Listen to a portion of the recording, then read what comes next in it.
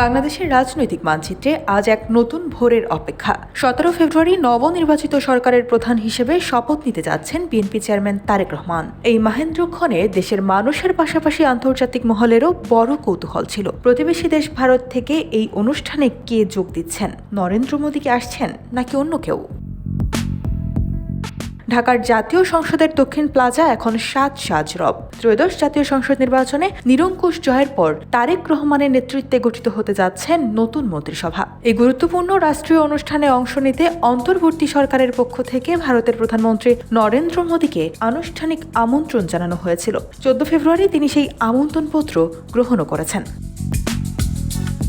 কিন্তু দিল্লির south block থেকে আসা বিজ্ঞপ্তিতে জানানো হয়েছে প্রধানমন্ত্রী নরেন্দ্র মোদী এই সফরে ঢাকা আসতে পারছেন না। তার পরিবর্তে ভারত সরকারের প্রতিনিধিত্ব করবেন দেশটির লোকসভার স্পিকার ওম বিড়লা।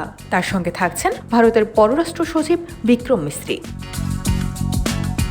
অনেকের মনেই প্রশ্ন জাগতে পারে, অত্যন্ত গুরুত্বপূর্ণ এই প্রতিবেশী দেশের শপথ অনুষ্ঠানে কেন মোদী অনুপস্থিত থাকছেন? কূটনৈতিক সূত্রগুলো বলছে, একই সময়ে ভারতে অনুষ্ঠেয় ইন্ডিয়া এআই ইম্প্যাক্ট সামিটের কারণে প্রধানমন্ত্রী মোদীর সূচি আগে থেকেই ব্যস্ত ছিল। এই সম্মেলনে যোগ দিতে ভারতে আসছেন ফরাসি প্রেসিডেন্ট ইমানুয়েল ম্যাখো এবং ব্রাজিলের প্রেসিডেন্ট লুলা দা সিলভা সহ প্রায় 20টি দেশের রাষ্ট্রপ্রধান। বিশেষ করে মুম্বাইয়ে ফরাসি প্রেসিডেন্ট ম্যাখোর সঙ্গে প্রধানমন্ত্রী মোদীর একটি দ্বিপাক্ষিক বৈঠক নির্ধারিত থাকায় তার ঢাকা আসা সম্ভব হচ্ছে না। তবে প্রধানমন্ত্রী মোদী ব্যক্তিগতভাবে তারেক রহমানকে অভিনন্দন জানিয়েছেন এবং বাংলাদেশের গণতান্ত্রিক উত্তরণকে স্বাগত জানিয়েছেন।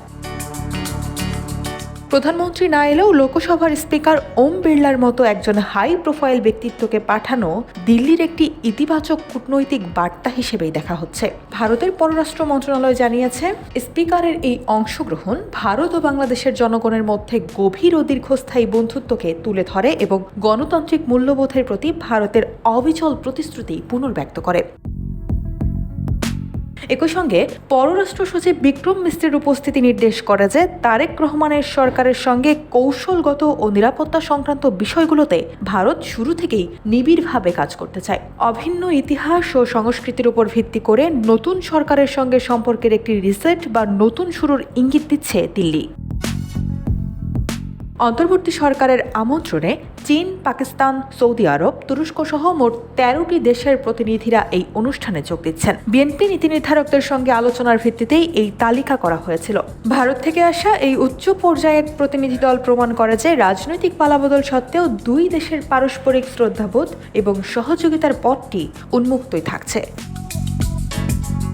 তারেক রহমানের এই শপথ গ্রহণ অনুষ্ঠান কেবল একটি সরকারের পরিবর্তন নয়, বরং দক্ষিণ এশিয়ার ভূ রাজনীতিতে এক বড় বাঁকবদল। 17 ফেব্রুয়ারি সেই ঐতিহাসিক শপথ অনুষ্ঠানের প্রতি মুহূর্তের আপডেট পেতে আমাদের সাথেই থাকুন।